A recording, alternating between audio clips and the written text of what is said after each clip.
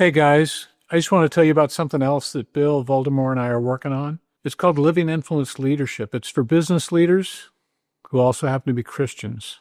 We think we've got some great stuff that can be amazing in your companies. It wasn't mine. Check us out at livinginfluenceleadership.com. Welcome to Living Influence. We've been talking about the process of maturing. And just to give you a review, it's always good to review, we're talking about the 3 stages of maturing, where in the first stage, we call it the me-centered stage. It's where I trust Jesus for my sin. In the second stage, we call the others-centered stage. It's where I begin to trust Jesus with my person, with my reality, Amen. with what's actually true about me. And then the third stage is the Christ-centered stage. It's where we begin to trust Jesus with our future. Might be the scariest step, at least in my mind, but it's again one of those steps. But we're going to transition, stay on this topic, but we're going to begin to talk about, how do I know where I'm at? What do these stages actually feel like as an experience? And just a curveball. I always like to throw Bill a curveball. Can I have this process of maturing happen in one area of my life, and then lo and behold, I find it's happening again in a whole nother area? And so I go through these steps often in a circular manner. Yeah. Yeah. Amen, Scott. Good point. And it's not so much of a timeline as it is a trust line. Yeah. I can live a long time, so to speak, and not trust. I trusted. Wow. I can be trusting. Something doesn't work. The point is this: it's a process. Yeah.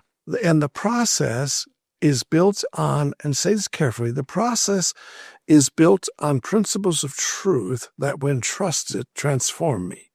Yeah. The process is not built on practices that will make me more godly. Yeah. It's built on truth that, when trusted, will transform me. Yeah. And so when I am trusting God with truth on any subject in my life, Yeah. I will never be the same. That's the key to this whole process. Teaching people to trust. Yeah, but you could find you're trusting God, like, let's say you're trusting God in this area with your children. And then all of a sudden you go, oh, wait, I haven't done this at work. I haven't done this with my career. Or anywhere. I haven't done this in a particular area. Exactly. And so then I get to go. And what you're doing there is excellent, because there are moments where I am discovering that my effort is not producing the same result that my trust would. Yes. And so it's like, it's not, I trust God once and it's all done. It's a continuing processing of trusting God in the reality of my life with my family and others and Him. So think of the process as a process of trusting. And as I am trusting, something's happening. Truth, when it is trusted, will transform me. Now, do I have a lot to learn? Of course. Yeah. Do I have a lot to trust? Of course. I'm screaming again with my screaming voice by saying, these are not a once and done deal. It's a process. And I'm growing and understanding how to grow in that process. As I've said earlier a couple times, one of the great evidences that I know that I am maturing, that I've trusted something differently, is when the focus of my life changes from me to you. I know then something happened. Yeah. Something happened that was spiritually amazing. Well, the other interesting thing I'm sitting here thinking about as we're just talking about this is this process of maturing can't happen without another. Exactly. I can't mature without another in the game with me. Amen. And helping me mature. Absolutely. I mean, which is like in my early days of my being a believer, I didn't want people to know what I didn't know. And so I in hiding tried to learn things by myself because it was shameful for me to not know. And it just, oh my gosh, that robbed me of years. Excellent point. So even what you just said kind of is a truism of the New Testament. The majority of the letters in the New Testament are written to a community of people, not to an individual. Mm-hmm. Because the Christian faith is a relational faith. It is actually, Scott, it is actually the intention of God that you grow in the context of others and that others grow in your context, because that's how we mature in our relationship with God and others. Yeah. And so that's going to be the theme that we're going to just keep repeating. Yeah. Because it's important for us to know that I need you and that you need me, and that love is going to be, again, the greatest evidence of our relationship with him. Yeah. So we'll start with the young believer. The young believer has a need. They have a need for a safe space. Right. What does that mean? If I want to create a safe space for a young believer? When we do our cohorts, one of the things we do is we have the group break into groups, and maybe of 3 or 4, and I give them a simple assignment. What would a safe place be for you? Just ask person. As a group. They write down an answer. Yeah. What a safe place would be for them. I just brought this with me from one of my cohorts, and I just want to read to you an example of what one group said. Yeah. In order for it to be a safe place, it must be a place where people are honest, express integrity, are willing to listen, understand confidentiality, understand what it's like to be vulnerable, have a great sense of acceptance, share a lot of compassion, forgive when forgiveness is necessary, that people are authentic, and that they are modeling together trusting. Now, that's an example of a list very similar to every other list I ever get, Scott. Everybody has a list. Yeah. And I call it the what. What do I need for there to be a safe place? Well, I need these things. Yeah. But the secret sauce is not in the what. Okay. The secret sauce is in the how. How do you and I create a place where people are honest? Yeah. What does it take to teach someone to be honest? What does it take for people to understand how integrity is always for the benefit of others? What does it take to teach? So here's the key. For me, Go ahead. what's screaming in me is, okay, to create a place where people are honest, I have to model honesty. Excellent. Yeah. Excellent. Yeah. And here's the thing. We can create the what with the assumption that people actually do this. Mm-hmm. Or we can be wise enough to know people actually need to learn this so they can do it. Okay. What if we taught people to listen rather than tell? What if we taught people that confidentiality is critical? Why? Why is it critical? What happens when confidentiality is broken? Yeah. Trust is violated. Right. So that when we use that phrase for young people, create a safe place, we're talking about creating a place where people actually can process the what of what's required for the place to be safe.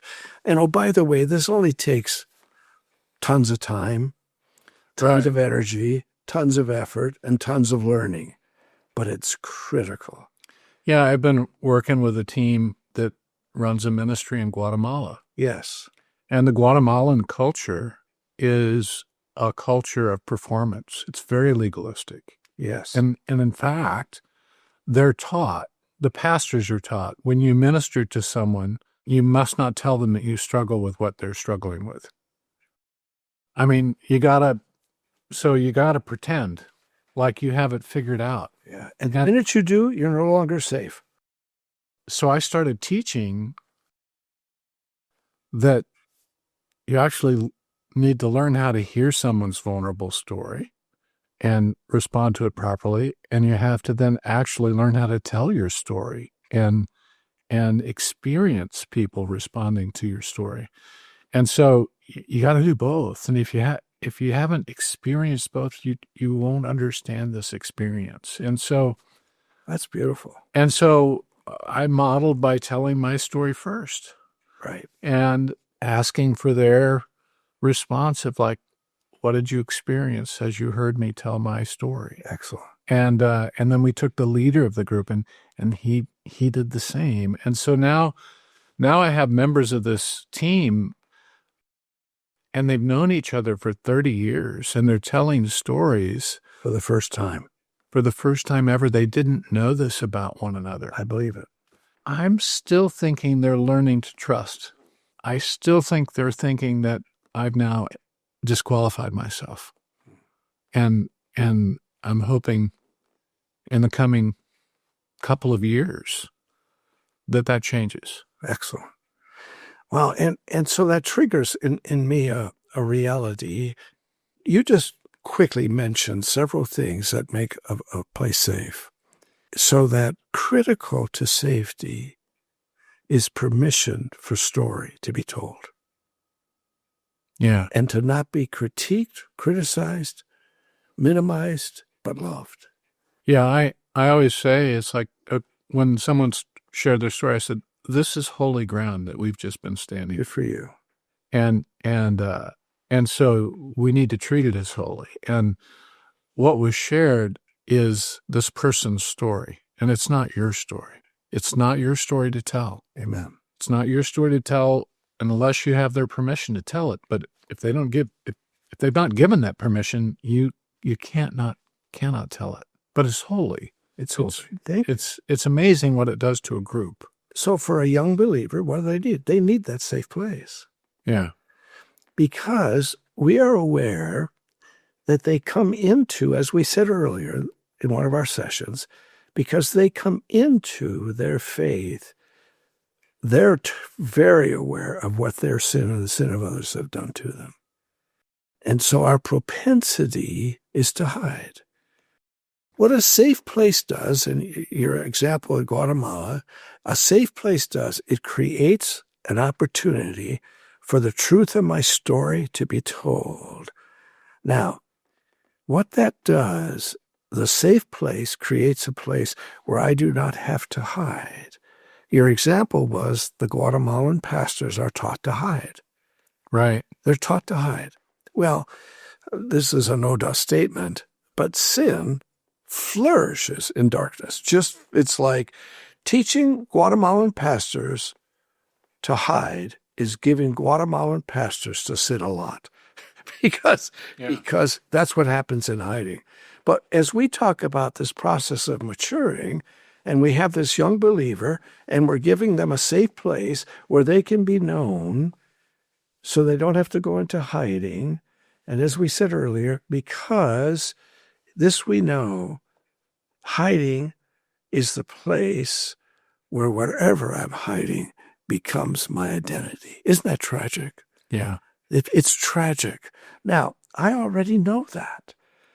When I meet new believers or I meet believers who have never been in a safe place, I already know they're hiding. It isn't like I make it up.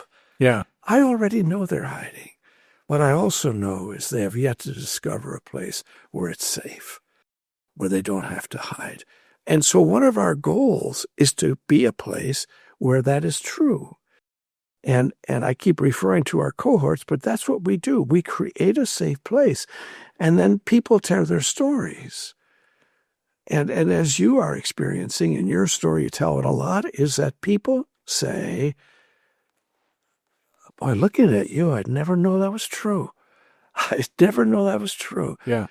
And I just have so many stories of people in our cohorts who have stood up, and some of them been Christians 20, 30 years. Often, Scott, they'll say, this is the first time I've ever told my story. Yeah. With a lot of weeping and sadness. Now, to me, I scream, that's tragic. So let me back up and say, do we understand that in order for Christians to mature, they have to be in a safe place where they no longer have to hide what was true about them, and they can discover what can be true about them from now on? That's the process of maturing. I will never mature if the reality of the sin that has been done to me and the sin that I do, I will never mature if that is still my identity. Yeah, and then the other thing that's really true is everyone believes if I tell my story, I will lose respect. Exactly. Everyone believes that that's true. Yeah. When what they actually experience is people actually respect them more when they've told their story. I had no idea that you had gone through that, or that was your struggle, or that you've come from there. Oh my goodness.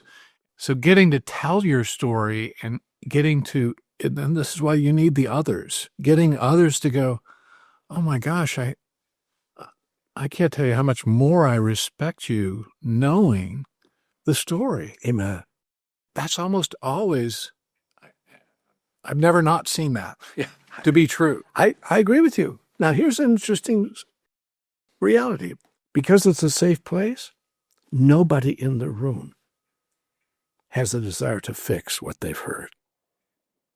Yeah. Everybody in the room has a desire to come alongside the one who told the story.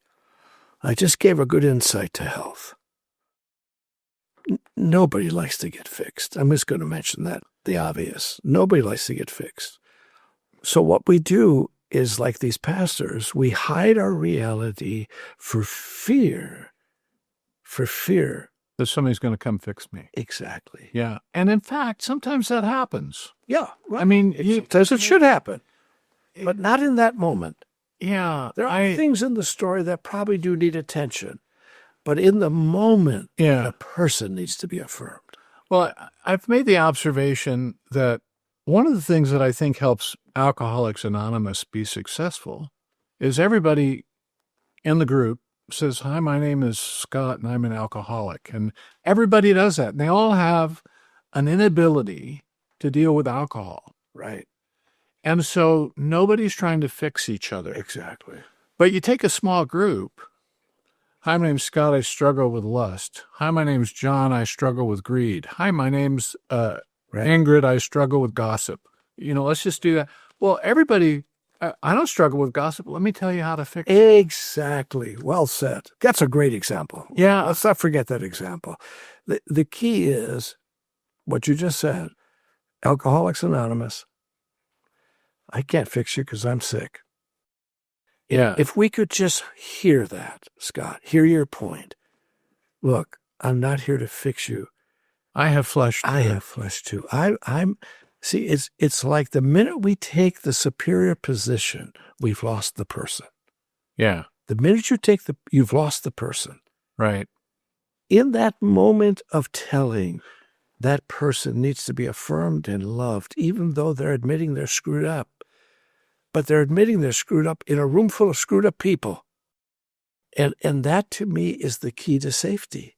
So bringing a young believer into an environment where they can be honest about what is true about them without somebody needing to fix them, in a room where other people, maybe older than they, more experienced in the faith, can say, hey, let's love each other through the process and let's do something. Let's be intentional about working on your story. That's all. Mm-hmm. Let's be intentional about working on your story. We be intentional, not me telling you what you need to do to get better. Mm-hmm. Now, so we said that is a safe place for young believers, but I've learned something, Scott. I spend time with 20, 30, 40 years of Christian people that are in the 40s, 50s, and 60s. They need a safe place too. And sometimes spiritual leaders are sometimes the most wounded because, like the Guatemalan pastors, there's no safe place for them to be real. Yeah. Because the false expectations of their role have robbed them of their person. Yes. And the more personable a pastor is coming around their role, the more effective they are. But many of them hide in the protection of their role, and it horribly messes with them. Not that we're talking about pastors except to make this point. Tragically, in our culture called America, 50 to 64% of all Christian leaders do not finish well. More than half. More than half. Let me say this. And the number one cause of their failure is isolation. Number two is so far behind it, I don't remember what it is. Yeah. So it's here's what we're saying now. We're covering this. A safe place. Why? Because we've learned something. Isolation breeds hiddenness. Yeah. Hiddenness breeds vulnerability to sin. Right. Vulnerability to sin breeds wrong life choices. Yeah. Wrong life choices breed loss of hope. Loss of hope means minimizing person. And all of a sudden, I'm in a spiral down. So what if we could say, let's be those who are willing to create a safe place where believers, not just young believers, where believers right. have a chance to tell their story so the reality of who they are can be known.